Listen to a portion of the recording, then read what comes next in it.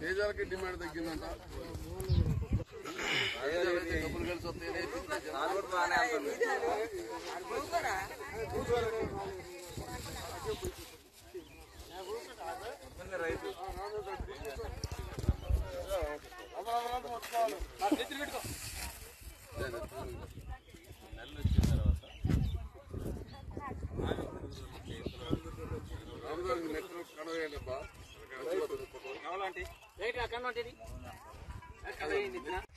కనీస మద్దతు ధర 20,000, కనీస మద్దతు ధర 20,000.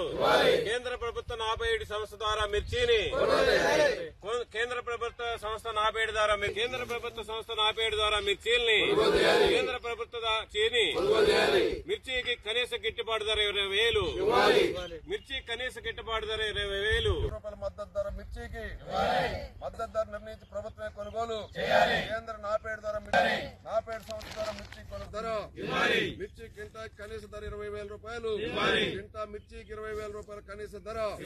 కేంద్ర మిర్చి కొనుగోలు 47 సంస్థ ద్వారా ప్రభుత్వం వెంటనే మిర్చి కొనుగోలు 47 సంస్థ ద్వారా ప్రభుత్వం వెంటనే కనీస మద్దతు ధర 20,000 రూపాయలు. కనీస మద్దతు ధర కింటాకి 20,000 రూపాయలు. ఆదుకోవాలి మిర్చి రైతుల్ని, ఆదుకోవాలి మిర్చి రైతుల్ని. కనీస మద్దతు ధర 20,000 రూపాయలు.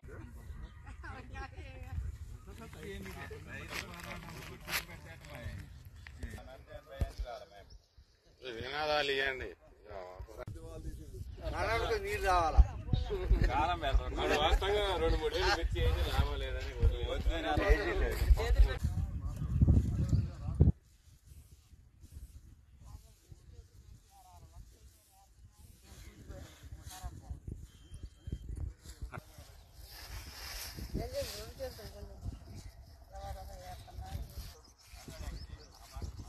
ఆశించి రైతులందరూ కోల్డ్ స్టోరేజ్ లో 2023-24 వ్యవసాయ సీజన్ లో పడినటువంటి పంట మొత్తం నిల్వ పెట్టింది.